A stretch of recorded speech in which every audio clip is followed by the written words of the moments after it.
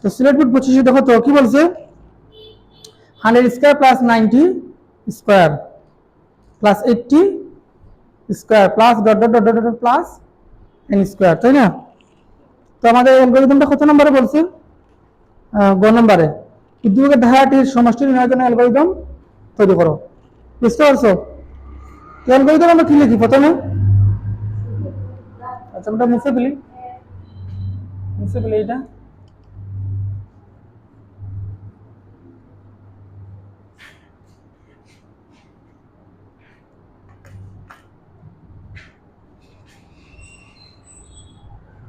হ্যাঁ, সিলেট বোর্ড 2025, বুঝতে পারছো? সিলেট বোর্ডের 25 সালে আবার দুইটা অঙ্ক আসছে, তাই না? আমরা পরেরটা করতেছি। আর যারা ভিডিও দেখছো তারা তো অবশ্যই এখানে চিত্র থাকবে। তো অ্যালগরিদম কি আমার ফ্লোচার্টের মতো সেমই, তাই না? ফ্লোচার্টে শুধু চিত্র, আর এখানে কি চিত্র ছাড়া শুধু ধারাবাহিক ধাপ এক ধাপ দুইভাবে লিখতে হয়, তাই না? তো বলো তো অ্যালগরিদম, হ্যাঁ, ধাপ কি লিখবো প্রথমে? ধাপ ধাপ এক। এখন বলো তো এটা আমরা বাংলা লিখছি, চাইলে ইংলিশে লিখতে পারতাম না? কি তো স্টেপ 1। তো আমি ইংলিশে লিখছিলাম কি, ধাপ এক লিখে কি লিখছিলাম ইংলিশে? স্টার্ট। তো আমরা যদি বাংলা লিখতে কি লিখবো এখন? শুরু করি বা শুরু, যা ইচ্ছা লিখতে পারো। শুরু লিখতে পারি, অথবা কি শুরু করি লিখতে পারো। তারপরে আমরা প্রশ্নটা কি লিখছিলাম 2 নম্বরে বলো তো? ধাপ 2 লিখি ইনপুট n। এখন আমি লিখো ইনপুট n গ্রহণ করি, ইনপুট n নেই, একই কথা। বুঝতে পারছো? ধাপ 2 কি লিখি n এর মান ইনপুট করি বা ইনপুট n নেই, লিখতে পারো না?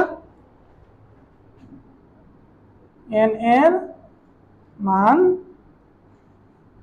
ইনপুট করি, অথবা n এর মান নেই, অথবা n এর মান ইনপুট n গ্রহণ করি।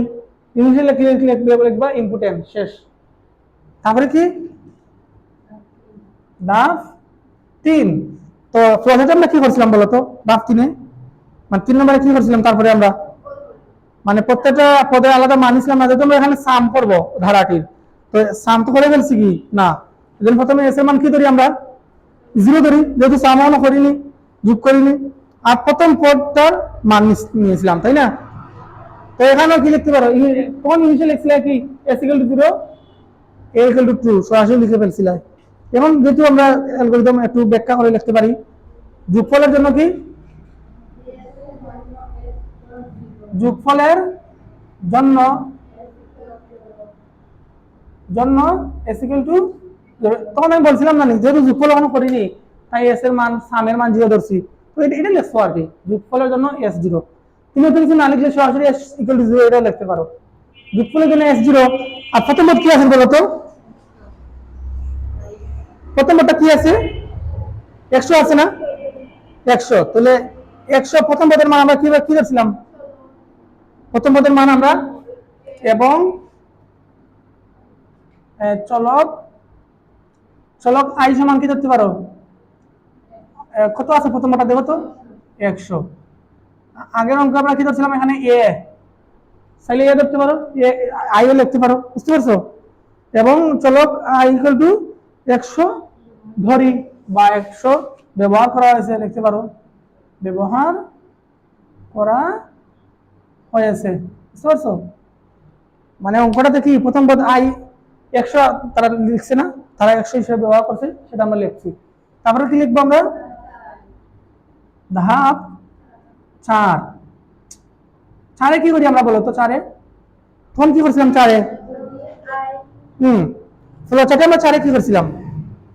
তারপর সার্কেল দেওয়া, তারপর শর্ত সম্ভাষণ থেকে লিখছিলাম, একটা শর্ত দিছিলাম না, ইয়েস অর নো শর্তের জন্য।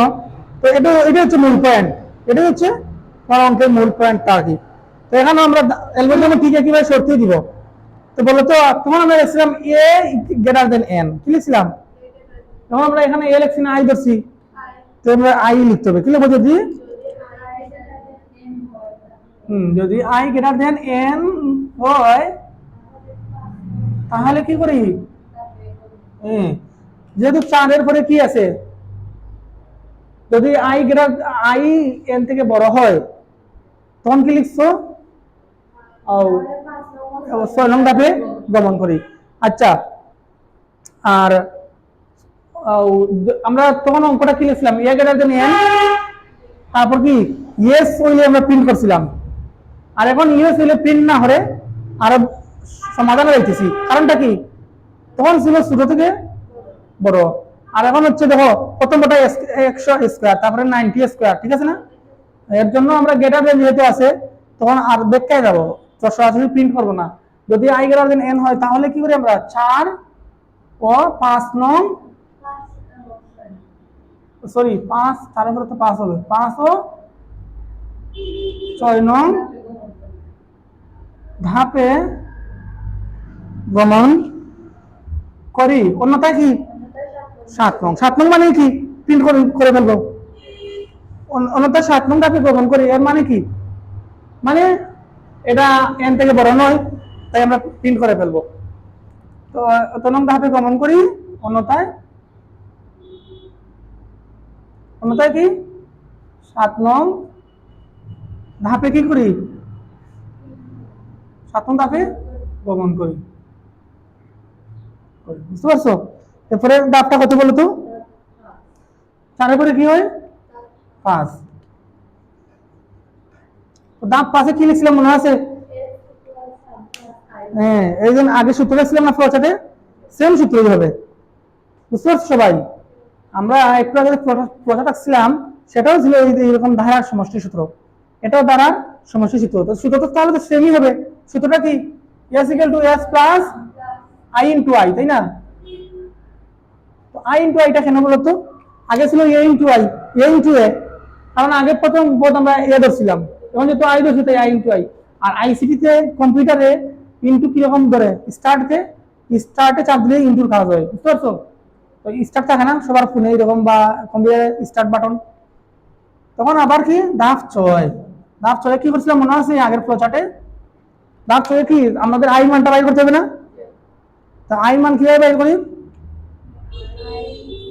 আই আই ইকুয়াল, এখন বিষয়টা হচ্ছে আগে কি লিখছিলাম এখানে? এ ইকুয়াল, ফ্লোচার্টে মনে আছে লিখছিলাম কি? এ ইকুয়াল a প্লাস 3। কারণ কি? তখন 3 করে বাড়ছিল।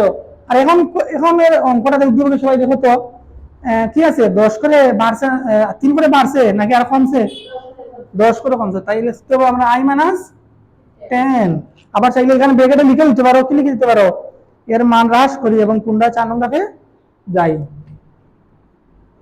এর মান হ্রাস করি এবং কি পুনরায় 4 নং ধাপে যাই। বুঝতে পারছো? তো এখন আমাদের খাওয়া শেষ না? তারপরে ধাপটা কি? ধাপ 7। সাথে গেলে আমরা কি করি? প্রিন্ট, মানে শেষ। এখানে কি করছিলাম আমরা? ইনপুট গ্রহণ করছিলাম এন এর মান, যদিও তোমরা সমষ্টি করার জন্য বলছি, সমষ্টি করে ফেলছি, তাই কি লিখবো? এস এর মান প্রিন্ট করি, তার মানে অঙ্ক শেষ। প্রিন্ট করি। আর একেবারে শেষের ধাপে 8 নম্বরে কি করবো? শেষ করি। এই যে আমরা লিখছিলাম ফ্লোচার্টে এন্ড লিখছিলাম না? তো ইংলিশে লিখলে তুমি লিখবা এন্ড, আর বাংলা লিখলে শেষ অথবা শেষ করি। শেষ করি, দেখছো কত সহজ? শেষ করি। তো কথা সবাই